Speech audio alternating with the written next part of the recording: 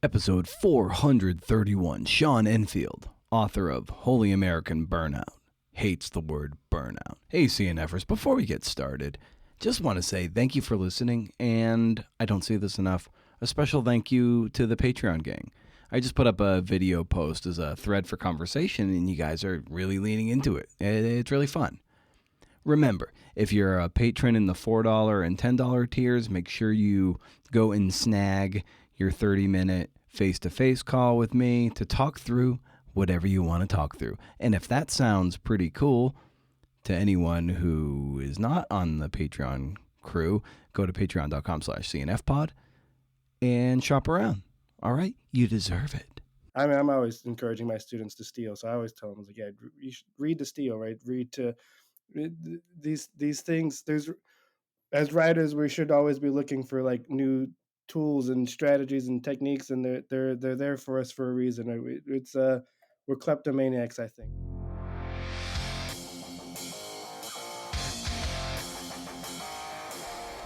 Oh, hey, CNFers, it's the Creative Nonfiction Podcast, a show where I speak to badass people about telling true stories, memoir, documentary, film, journalism, essays, podcasts, and your mom. It doesn't matter. Today's guest is Sean Enfield.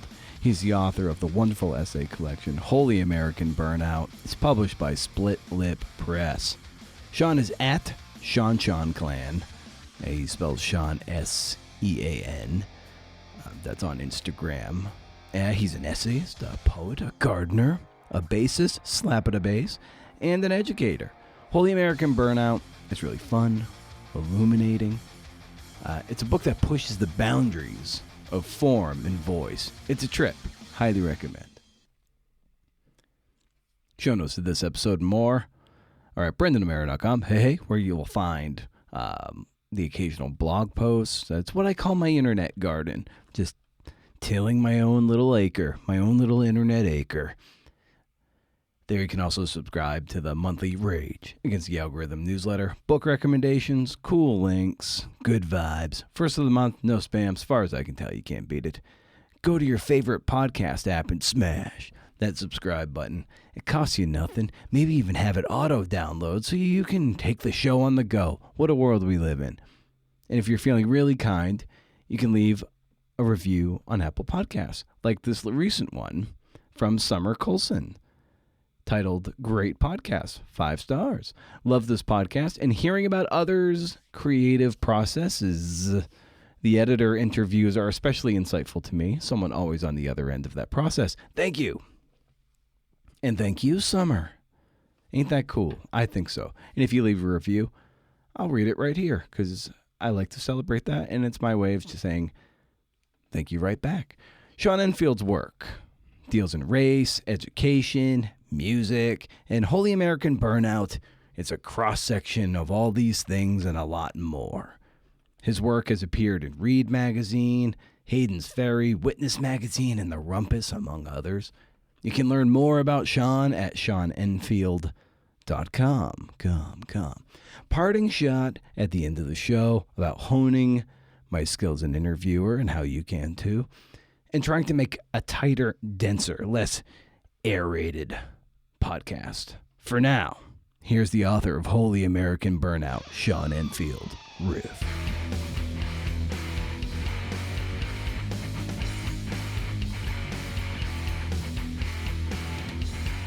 If you're looking at like an essay or a book, how do you metabolize and study a piece of writing that you're looking to learn from?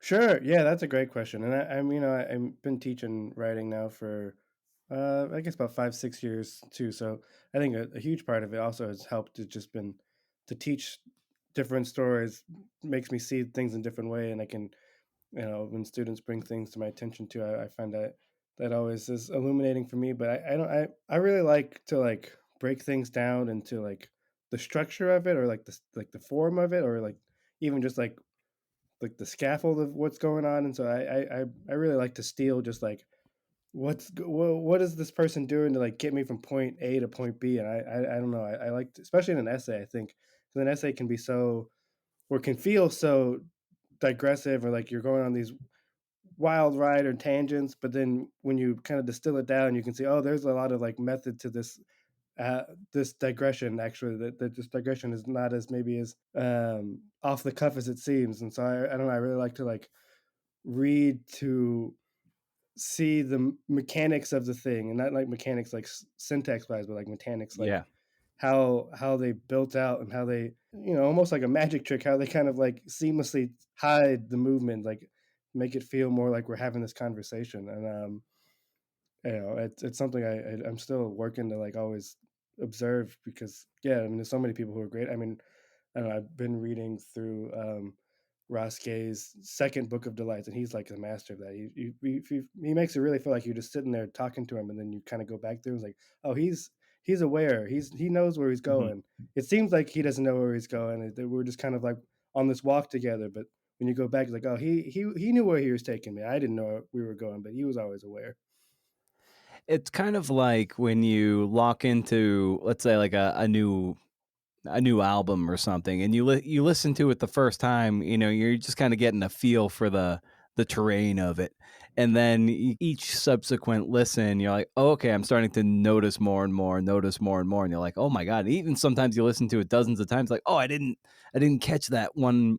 But at one moment, so it almost like it just almost keeps revealing itself. The better something is, the more it reveals itself over time.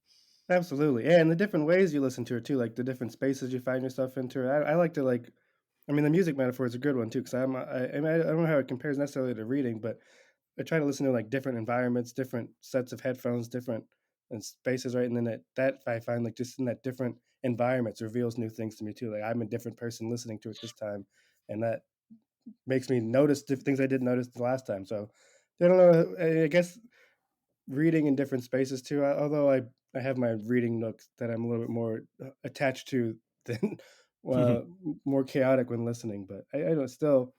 I feel like I'm going to different stories sometimes, looking for different things, and then I find that the writer has different plans for me. Sometimes I get distracted out of it, and I find something I wasn't even prepared to find.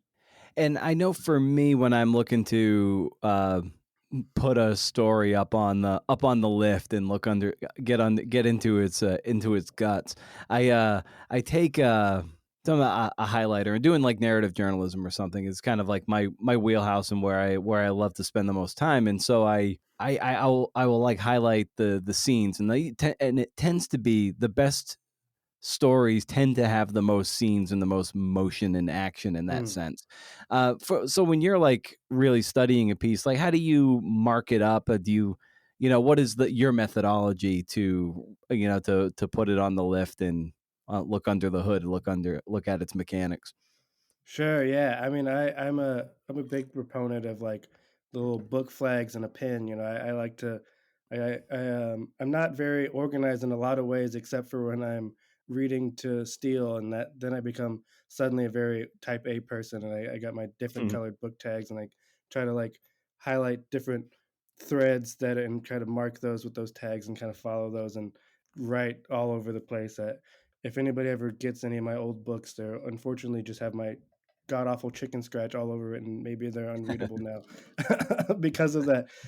So I don't I when I'm in that mode of not just like reading for pleasure, but reading for like yeah, I like the under the lift thing, right? And I mean, I'm always encouraging my students to steal, so I always tell them, I was like, yeah, you should read to steal, right? Read to these things. There's as writers, we should always be looking for like new tools and strategies and techniques, and they're there for us for a reason. It's we're kleptomaniacs, I think. So when I'm reading the steel, I keep my pen handy, and I always like to think of it like a dialogue and like very discursive. Like I'm always kind of like making remarks of like those initial gut reactions first, and then going back and then making those kind of like, okay, here's where that gut reaction ended up taking me, or having this kind of back and forth dialogue with the piece that I find helps me when I'm going back into it too. And I don't know, especially with essays too. I draw it from a lot of stuff I'm reading in the essays themselves and bring in quotes all the time too. So I find it just gives me reminders too when I'm going into a piece, like, oh, there was that quote that I really wanted to kind of respond to in this piece. And I have those marginal notes, and I have like kind of those words that I've already given myself as a launching point too, and those margins that I can kind of build off of there. Who would you identify maybe as a writer you've stolen the most from or influenced by? Yeah, absolutely. I mean, that varies definitely in eras. I mean, certainly Baldwin has kind of been one of the more consistent ones that I go back to often as like as almost like a guiding sage. Mhm. And same with Toni Morrison, although I haven't written as much fiction lately, but I find even just her fiction reads in such a in-depth way that I find that even it just translates so broadly out even outside of genre. And so those two have kind of always been there. Like I kind of found both of them late. I didn't really start reading Morrison or Baldwin until I got to undergrad, but then I became obsessed with the both of them and kind of really dove in. Of late, I've really I've been reading a lot of Hanif Abdurraqib, obviously. Speaking of Hanif Abdurraqib, he was on the show earlier this year, episode 404, titled Hanif Abdurraqib's Nod to Witnessing. And There's Always This Year, an amazing book, a really great conversation. And he brought it. And it was amazing. It was just a really, really cool, fun conversation. You should check it out if you haven't already. Or if you have, there's really good stuff just worth revisiting, because he's just an amazing talker, an amazing thinker, and an amazing writer. That goes without saying. That influence maybe kind of shines through in this collection a lot, and certainly in terms of like the pieces that deal more directly with like pop cultural elements, I find his style of the way he just kind of the voice that he's conjured is such an intimate voice, such a like but with such a broad historical lens to it, but the way he's able to like kind of contextualize things in a way that still feels so intimate. I think there's really no one quite like what he's doing right now. So whenever I'm reading a new piece from him, I really have to like kind of spend a lot of time with it and really kind of study what he's doing because I think he's just incredible at it. When I spoke with Athena Dixon a while ago, for the second time she was on the show, we kind of talked about entry points to essays or chapters and stuff of that nature, and how cognizant she is of that. And I wonder for you, like when you're synthesizing an essay or thinking about an essay, what emphasis are you putting on, how you're going to enter the micro world of a particular essay? Sure. Yeah, that's a great question. And I love Athena's work too. I heard the Loneliness Files is I that book in terms of like the entry point of those the people she was kind of examining and parallel to her own existence. I found that to be a really like compelling set of structure. I a little more chaotic, I think, sometimes when it comes to Hmm. like my own starting of an essay. It varies a lot, but I tend to kind of start, like I said, I read very like to pull and conversate with. So I have like a bank of things that I kind of like, oh, I have some ideas from this that are kind of like very messy, and then I find that I have all these, like I said, I'm not an organized person, so I find that I'm often Frankensteining a lot of things. Um, Mm-hmm. like I'll start with some kind of idea, and then I'll like, oh, I have this other thing that I was starting on that I kind of abandoned, but maybe it actually belongs here, and so then I'll go and steal from that and pull a few lines and drop it in and just see how that changes things and see how that flows, which is a horrible practice, and I wouldn't, I would never advise it to any of my students to do this way. I think it's very slow and disruptive and messy, and it takes a lot of editing to fix some of these things that you're gluing together. But it's just I have not been able to like stop doing that. I can't.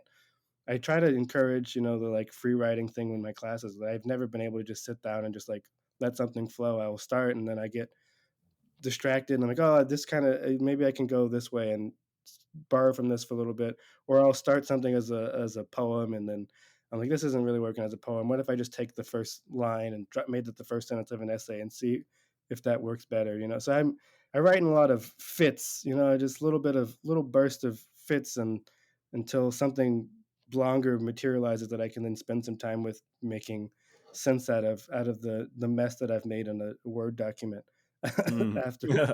So I mean that's not true of every essay. Some essays I've come a little bit more like in that more traditional sense of the essay as an attempt to explain something, right? Like I don't know the God of the Mosh Pits one where I had that little phrase in my mind and I had the kind of first sentence in my head. I was born a punk, and I was like, well, let's just follow this thread as long as I can, and see where this takes me.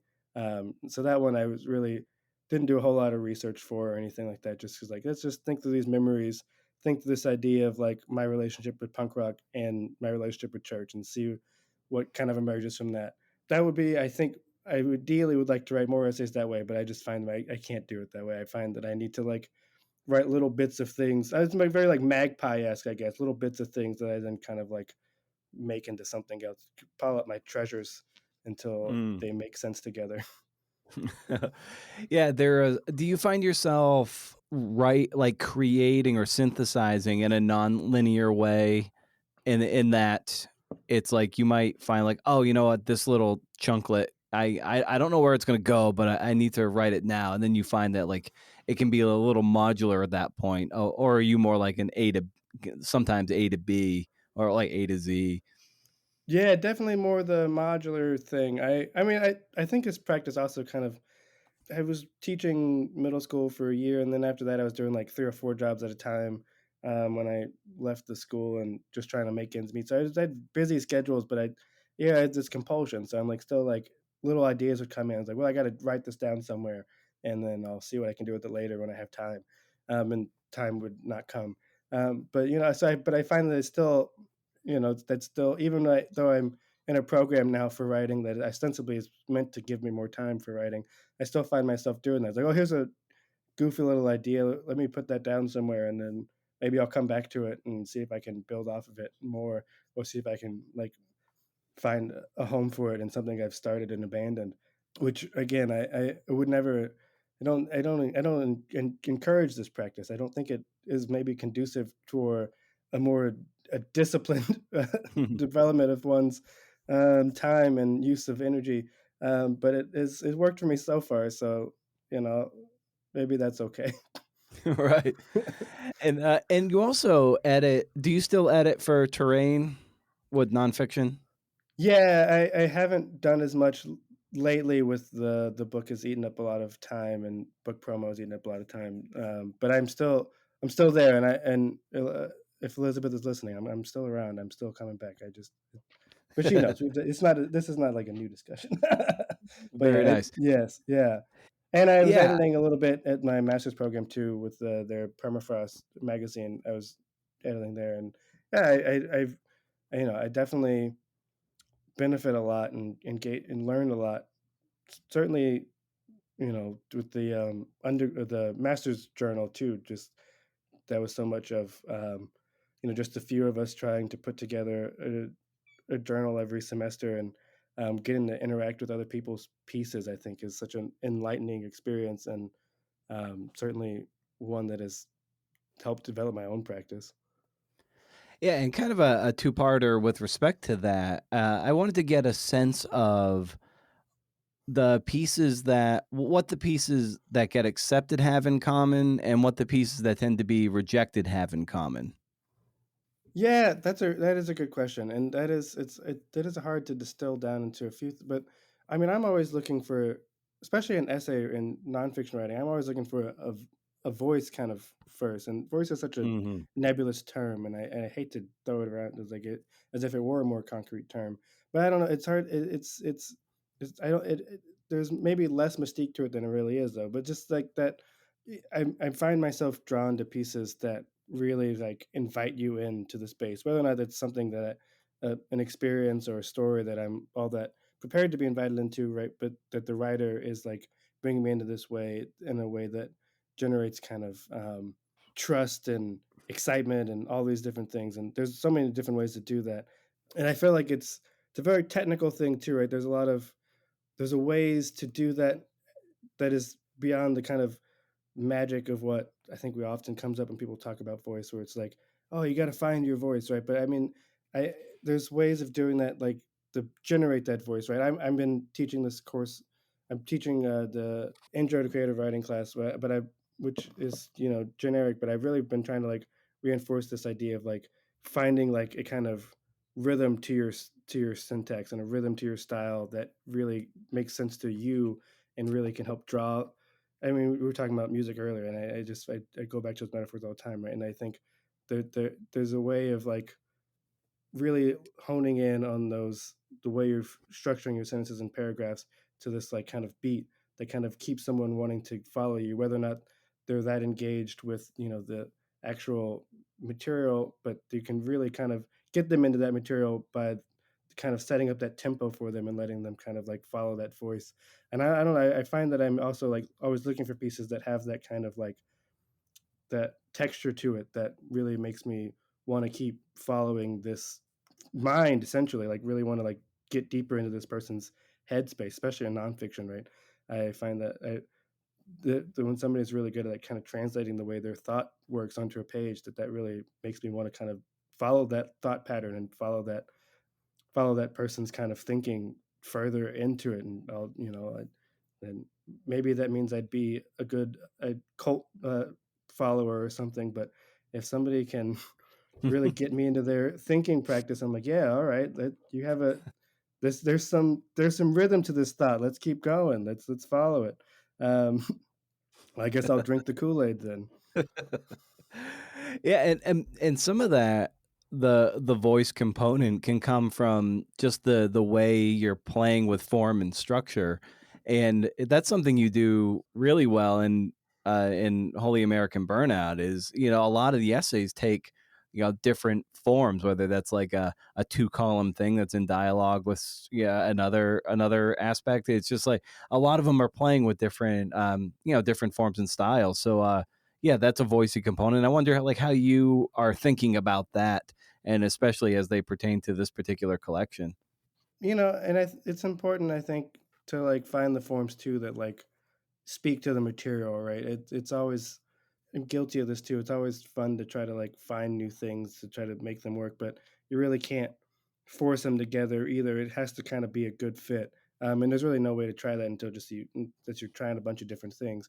And so, I mean, in this collection, I'm kind of bouncing around a few different ones. And the one that opens the collection is shaped like a lesson plan, right? And obviously, that's an essay about like teaching itself. So, like the marriage there was kind of already gifted to me, and I was really wanting to kind of like introduce this classroom space and introduce this like idea of being kind of out of one's depth.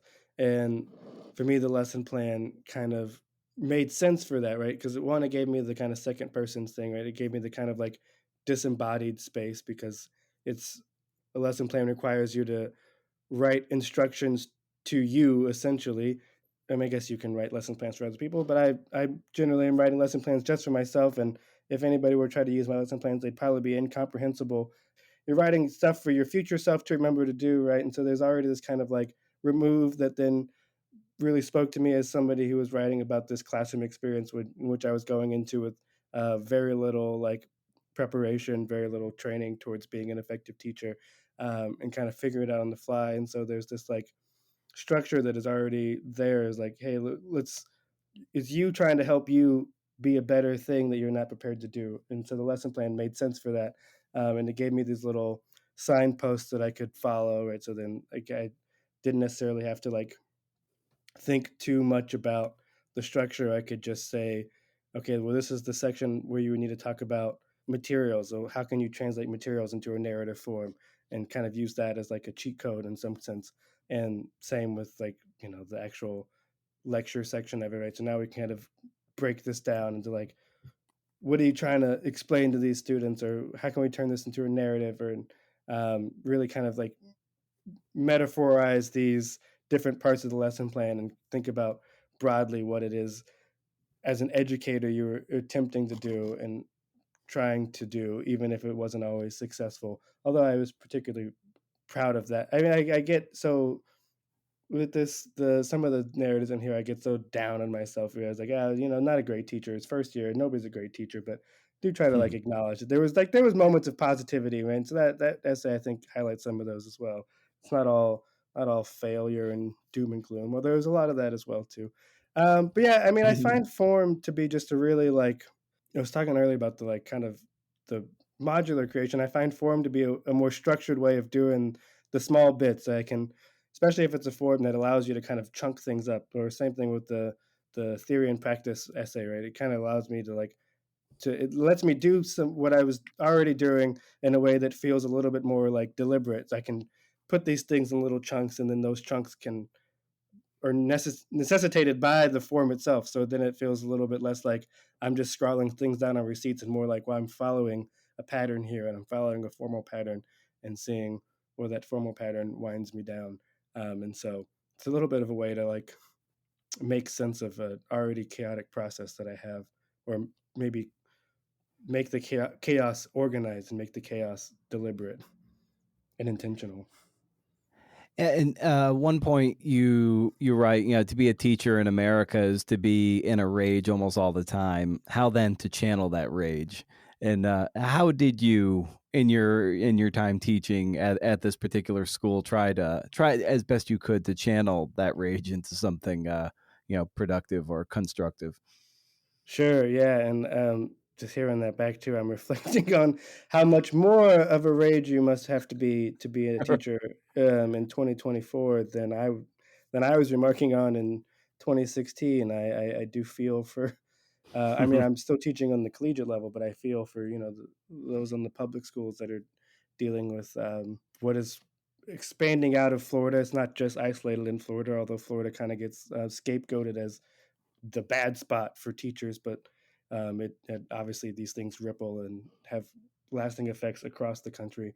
What they're attempting to do in Florida will be attempted in is being attempted Texas, Oklahoma, across the country, right? So these book Yeah. burnings and don't say gay. These things are not isolated to one region or state, and so I empathize with the anger and rage one must feel to still be in a classroom where you're hyper policed, hyper scrutinized, and yet no one offers resources or funding or just genuine human care often. And so it creates a very angry mindset, unfortunately. But then, the people who are engaged in that work are the type that you don't do it on accident. You don't do it because you don't do it because of a paycheck.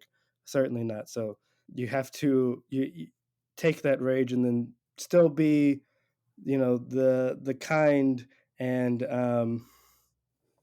effective educator that the students require, and it's not an easy space to be in. And for me, I think I didn't always do a great job of it at the time in which I'm describing, which is part of the reason why there's a book at all, I guess. And but I think I did try to always remind myself that the core of it was sure teaching books, but really it's more like helping someone understand a world that is hard to understand. And you can only control so much. You can only illuminate so much for any one individual. And so just trying to, and I think I got better at this as I that year progressed. I didn't get a second year to hone it any further, but to just really trying to take advantage of those moments in which the students put their trust in you to help explain something that they were struggling with. And I think that for me kind of reminded me of like what at the core teaching is, what education is. It's I mean it's a lot of things, right? But certainly I think literature teaching is just it's a way of helping someone to better understand what it is they see and that seems hard to understand, and helping someone to begin to think better, right? And to think more deliberately. That was something I had to remind myself of. It's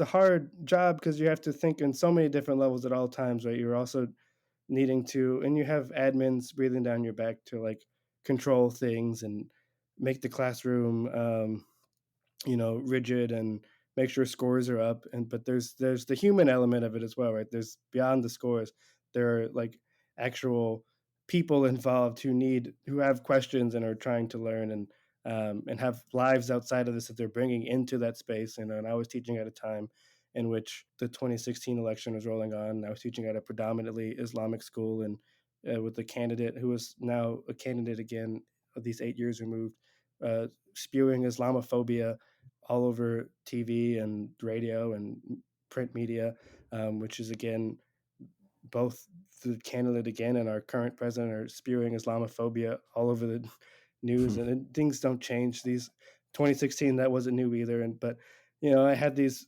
brown Muslim students coming in with all these life questions to the building, and you struggle with this, like, do I the material seems the most important thing, but also on their actual human level right now, they're really struggling with what it is they heard on the radio last night about a Muslim ban, right? And what it, grappling with how do we get through the anxiety, right?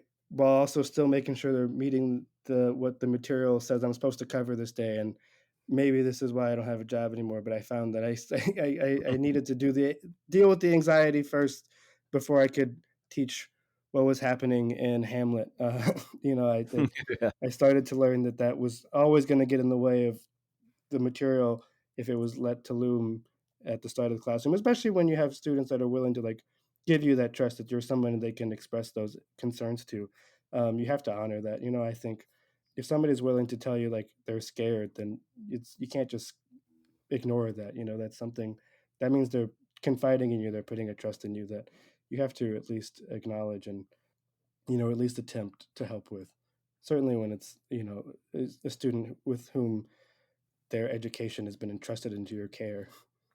Yeah, and speaking of that, and it kind of like hearkening, back to that rage. You write about this, this one part where in like post 1945 Germany, they had a word that was basically like coping with the past, or like another translation of this word is like a public debate within a country on a problematic Mhm. period of its recent history, and with the particular states of this country, it's like they want to totally whitewash the past and not learn from it out of a collective shame of that original sin.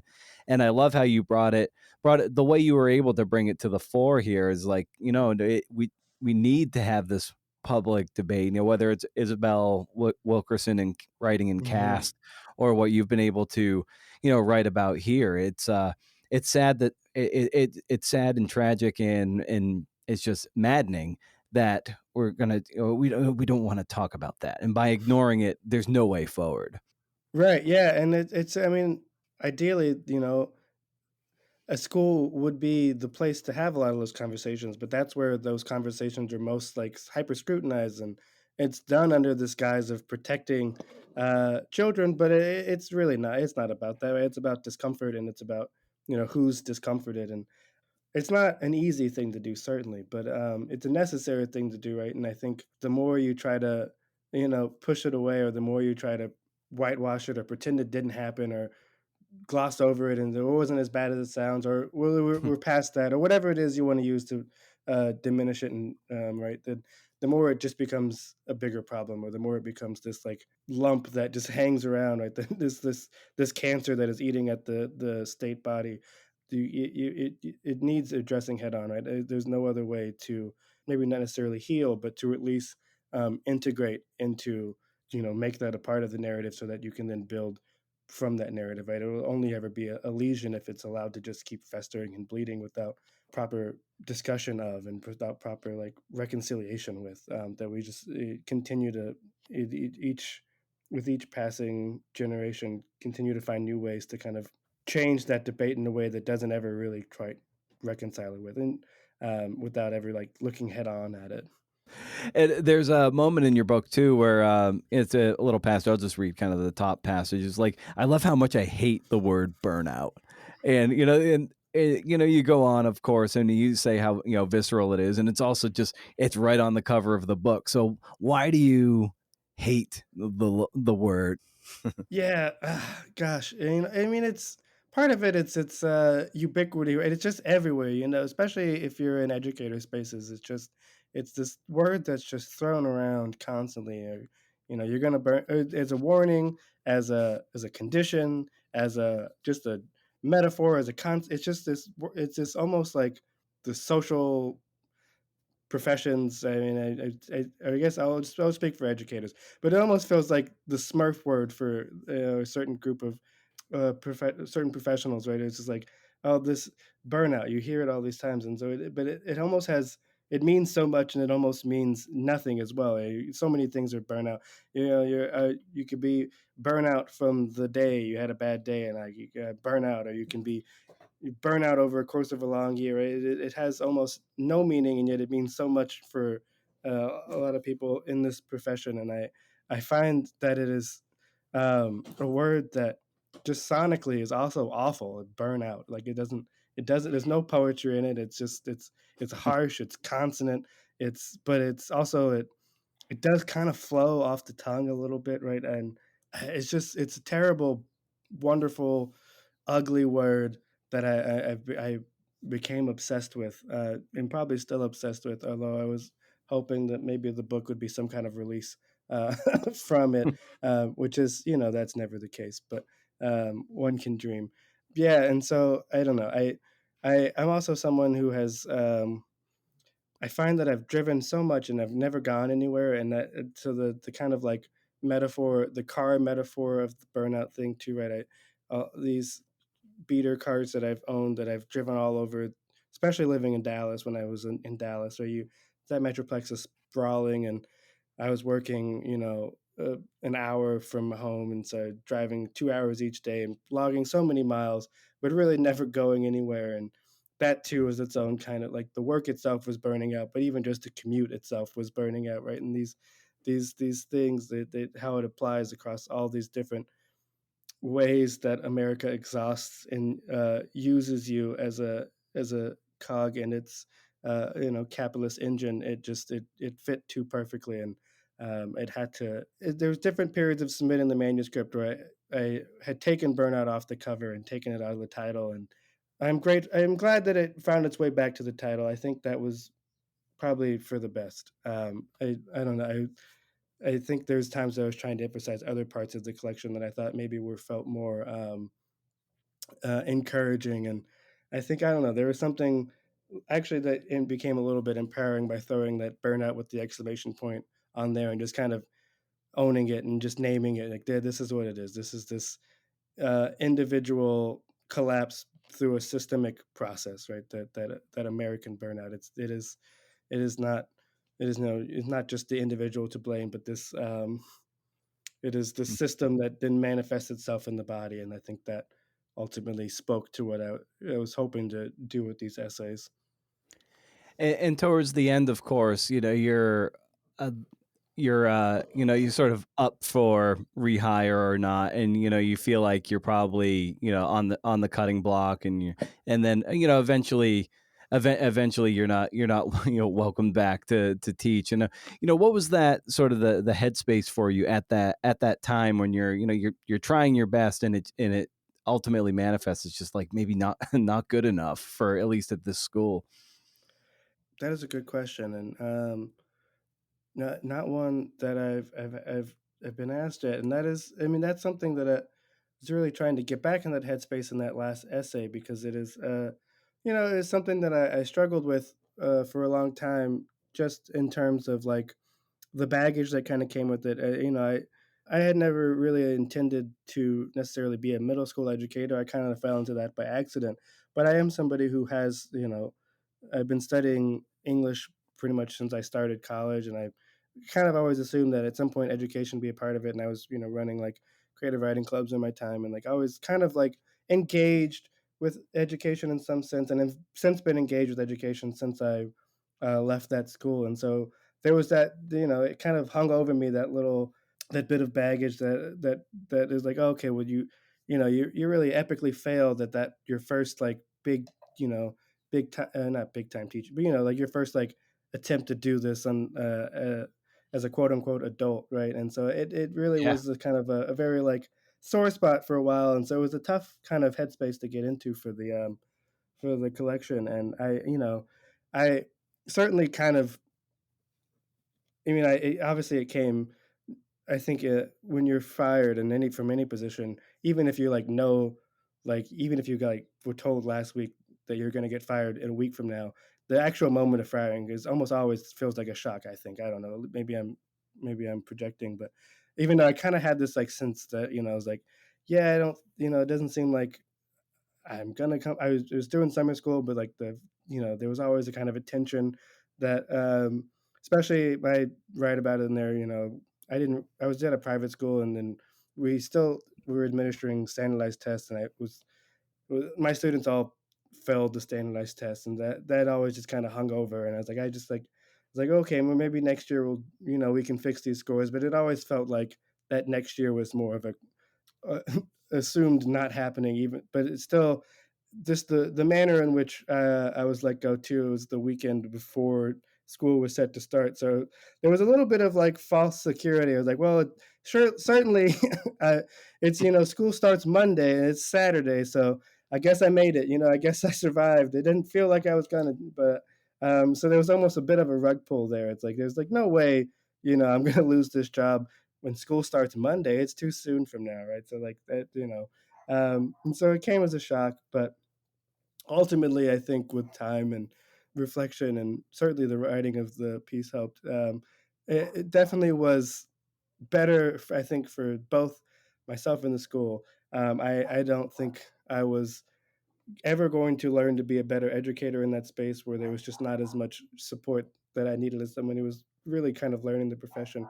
For a school of that size, there's only so much the floundering 24-year-old can also learn while doing the work. But yeah, I don't know. There was such a strange mix of like anticipation for the next year that had kind of like built up to, and I had been developing like lesson plans still. Like I was gearing up to teach, units, for that whole fall semester. So there's, all this like work that kind of like fizzled out, that it felt like was like for naught, right? All this stuff that's like, Yeah. well, I guess I'll just delete this, right? And so, there's almost it felt almost like it felt almost like this Greek tragedy. You do all this thing to get to a place, and then suddenly it all comes crashing down in this last final moment, right? And so I think I've done a lot to kind of contextualize the ways in which I, as an educator, was learning, and also contextualize that which the structure of the school was not conducive to me as an educator as well, and kind of put those things in balance and to kind of better fit where I've gone since. And so I think and that's through writing has done most of that work, but also through like processing these things with friends and partners and therapy and things of that nature. So, certainly was the moment Hmm. itself felt like kind of being shot, but now that there's still a scab, but it definitely, now it's more like a story than a pain. Yeah. Yeah, I was when I was 29, I was fired from a newspaper job, and it's still something that sticks with me. And over the years, I was able to try to make lemonade out of that situation. Right. But for you, how long did it take you to kind of metabolize it and maybe see it as a good thing? Yeah, that's a great question, and I think I mean, certainly, I think teaching and journalism. They're also professions that really ask you to like put a lot of your like human self in, like your body into, and your like psyche into it. So they almost there's all these things like you should really got to compartmentalize these things, but that's like one thing to say, another thing to do, right? It's hard to compartmentalize a job that really asks you to give so much of yourself, and so then that firing does kind of feels very personal, right? It's like almost like a rejection of the self as much as it is the rejection of the professional you, Yeah. in a lot of ways. And so I don't know. I mean, certainly there's definitely an element of still metabolizing a lot of that, but I definitely think, it took me about 3 years since then before I wrote the first of the essays that would be in there about the school. Not necessarily the first of the essays in the collection, but the first one's about the school. And I don't know if I had metabolized it by then. I definitely actually hadn't metabolized it by then. But I think in that act of writing, I was beginning that process to just be able to sit down and like, let's look at this. And that first one actually was the To Pimp a Mockingbird, the lesson plan one. And so I think that also probably was part of the psychological reason of using that second person too, of like separating, looking at this not necessarily from an objective perspective, but through this other lens that I couldn't have ever done without having like while I was living it out, and certainly not directly afterwards. And I think in some ways this book was very like cathartic in that sense, and that it helped me kind of like recontextualize some of this stuff for myself. And I hope that that is something that like right, so I don't hope people can relate to it in the sense that I don't hope that they, like, had were, like, um, suddenly fired, but I hope that there's a means of, like, finding an entry point of, like, I mean, I don't know, we're all this is in America, people get fired all the time, so I'm sure that they can relate to it. Yeah, I don't know, I hope that it, is cathartic for me, and I hope that it can, in some sense, be cathartic for others. When you are in that moment of, say, writing it for, yourself to work through those feelings, those memories, to try to just better, digest it. Mhm. At what point are you kind of, then, okay, this at this point in the process, it's definitely, for me. And then is there a switch for you that ever's like, okay, now this has to be, I have to try to make this in service for a reader now. Oh, absolutely. Yeah. And I mean, there's a lot of stuff that stays for me, right, as well. And I think the longer I've been practicing writing essays and nonfiction, the better I've become about realizing what is something that I needed to write for myself and what's something that maybe might be suited for sharing and putting out into the world. I mean, I don't know. I think that's partly a muscle thing, right? A muscle. You do it enough, you start to realize like what is something you're releasing and what is something that you're trying to find connection with. And I think that was something that started to materialize the more I started to write about the school, that there was some point of connectivity there that was beyond just my experience, right? That there was other things that I can bridge that toward that felt natural and felt like I wasn't just like forcing my experience onto something I had read, but that it felt like what I was going through was in conversation with something else, or with even just like, I mean, it helped that I was in a program writing a lot of this stuff, so I had people I could talk to and like kind of share stories with before I even wrote them down, and like kind of do that, and then like kind of see, and or I I know it's I feel like it's a Twitter discourse every now and then about reading, like writers reading, and how people will poke fun at how awful it can sometimes be. But I enjoy public readings. I enjoy going to them. I enjoy doing them. I find that they really help in some ways kind of gauge that for me too, like what is for an audience and what is not for an audience. I find that I enjoy being able to take works in progress to a reading and kind of like not oh, it's almost like the like doing an open mic, in some ways it's like, and not necessarily that I'm looking for like reactions to it, but like kind of like figuring out like what I feel comfortable bringing to a stage, or even sometimes what I don't feel comfortable bringing to a stage, but questioning like why it is I don't feel comfortable bringing to that stage. Is it for a reason that I think it's because I don't want to share it because I feel too close to it, or is it because I'm just like embarrassed by it, and that sometimes it actually can help to bring the things that I feel embarrassed by, and kind of like oh yeah, there's something illuminating about this thing that maybe I was a little bit reticent to just from my own personal hangups, right?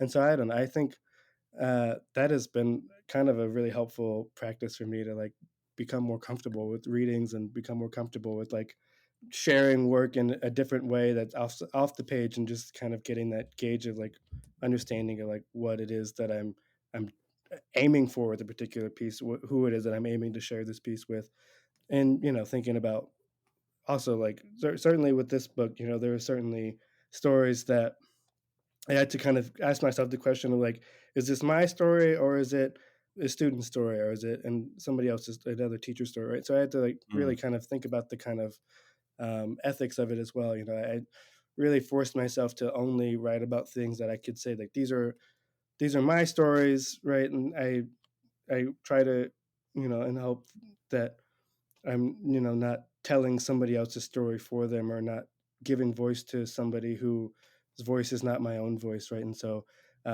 there's definitely other stories that like I had started to kind of like write, that I was like, no, this is maybe not my story to tell, and that I can maybe write this down as like a means of understanding that thing, but not as a means of sharing this particular piece.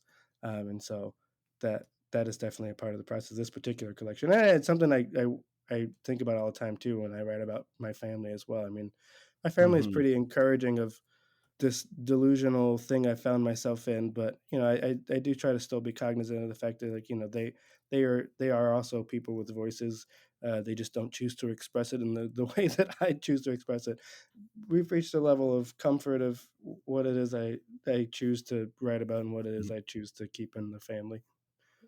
Very nice. Well, Sean, as I bring these conversations down for a landing, I always love asking the guest, you in this case, for a recommendation for the listeners of any kind, and it's just anything you're excited about. It could be a movie, a book, a TV show, a brand of coffee, and so I would just extend that to you. What might you recommend to the people out there? I was listening to the new Brittany Howard album. I had a long flight back from Alaska, and I put it on like a few times, and I've still been listening to it over and over again. I find it's very like I've been enjoying it. It's just a very different sound than I expected out of her.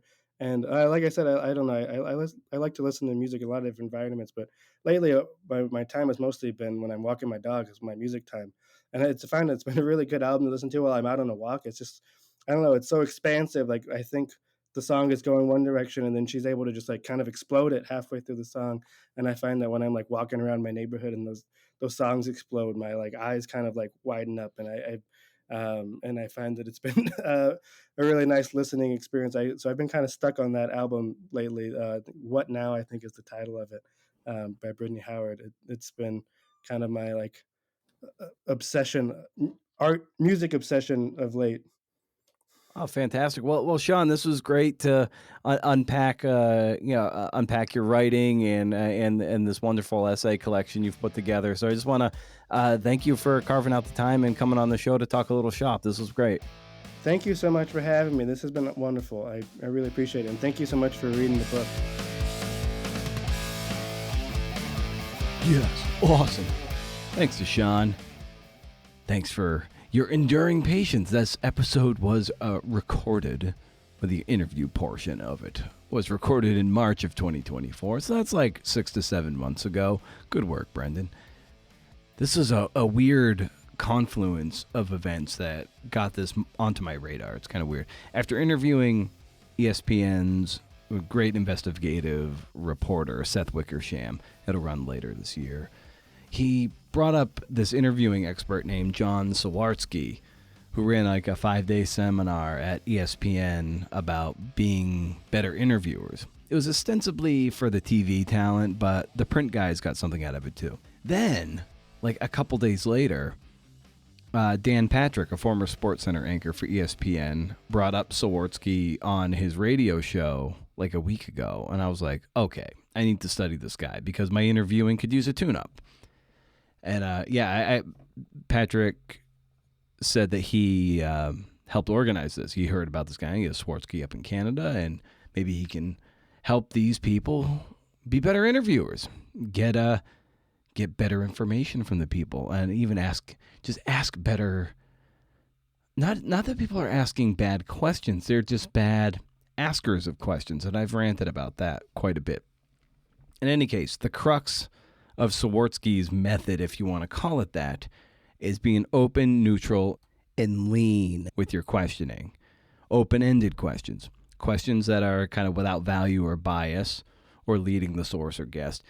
And lean, meaning don't be verbose and weigh down your question, either front-loading it with a bunch of shit or certainly at the back end when you essentially answer the question for your guest. That is what probably drives me the most insane in the podcast sphere, is when people ask questions.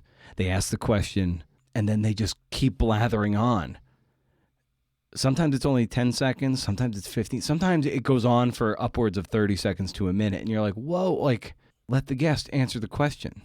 At times I can be verbose, but it's often in the spirit of providing some context to the question. I try to front load a question sometimes with that. Oftentimes it might be reading from a manuscript or an essay or whatever, kind of quoting them and then getting them to expand on that. I rarely do it at the end, though I'm still guilty of that occasionally. And sometimes I get into more conversating in the spirit of being relatable to make someone feel more comfortable about opening up. so they don't feel like they're on an island if I'm asking something that can be like kind of personal in that regard. I can be like, yeah, this is kind of how I feel. I imagine this is how you feel. Maybe you can talk about that more. That's not a question, but you follow me. I should also add that a podcast like mine isn't exactly journalism. It's a cousin to it. But in my opinion, the podcast sphere is chock full of people who just don't know how to ask questions well. And like I said a moment ago, like the major crime is they don't want to sound like they don't know something. So in that insecurity, they basically answer their own question for the guest, and all the guest is doing is reinforcing what the host already asks. And it's like, well, I didn't pay to hear the host answer their own questions. I'm downloading a podcast to hear the guest talk. And the best interviewers tend to get out of the way the fastest. Best way to achieve a great sense of open, neutral, and lean questioning is to be asking what's, whys, and hows. Though I'd caution the use of why questions because when poorly framed, they can sound judgmental. So you have to really tiptoe around a why question. I talk of having a good shot clock as well, meaning good questions to me are like framed in under 30 seconds. Debbie Millman is great at this. To me, great questions are typically framed in under 15 seconds. Short questions, clear questions tend to give you fruitful and thoughtful answers. I typically work from a list of questions, but much like a head coach uses a call sheet for different situations based on a game plan, the game is always changing. So you have ways to pivot and move with the flow of the game, and in this case, the conversation or interview. I'm looking forward to employing a new kind of template, a new kind of call sheet to make my podcast interviews, and certainly my more journalistic ones, tighter and more efficient. I now have a sheet of paper. It's just a simple sheet of paper, 3 columns that are labeled what, how, and why. And under each of these subheads are a list of questions that use these open-ended prompts. This way, I'm always thinking in terms of open-ended questions. You can't ask a yes or no question and rely on the generosity of the guest or source to expand. That's bad interviewing, and I guess a good guest and a generous guest or a generous source will typically expand on it because they kind of understand the game. They're there to talk, and they're there to sometimes let a bad interviewer off the hook by expanding on something that doesn't call for expansion. If you ask me a yes or no question, I can just say yes or no, and that's it. And it's within my power to, if it's a question that asks for that kind of response. I tend to since I know what it's like to be on the other side of the microphone. I know what it's like to ask poorly framed questions. I tend to run with it more, to give them more to go with. You can always edit it down later.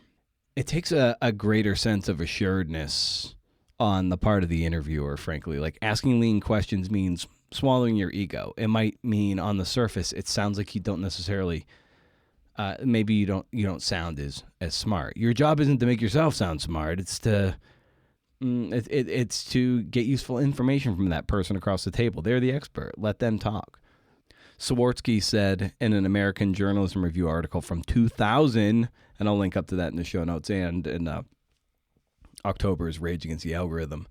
He said the best questions are like clean windows. A clean window gives a perfect view. When we ask a question, we want to get a window into the source. When you put values in your questions, it's like putting dirt on the window. It obscures the view of the lake beyond. People shouldn't notice the question in an interview, just like they shouldn't notice the window. They should be looking at the lake. So I'm eager to get leaner in this regard and not rely on the edit to cut me down, because sometimes if I get overly verbose, I will just cut myself down in the interview.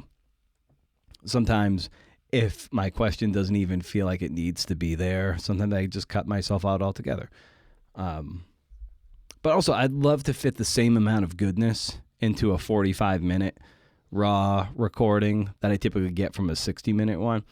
That way, with intro and parting shot, maybe I can keep these to 55, 60 minutes long total. And that's just a much more attractive and approachable podcast length. North of an hour, you lose me, that's for sure.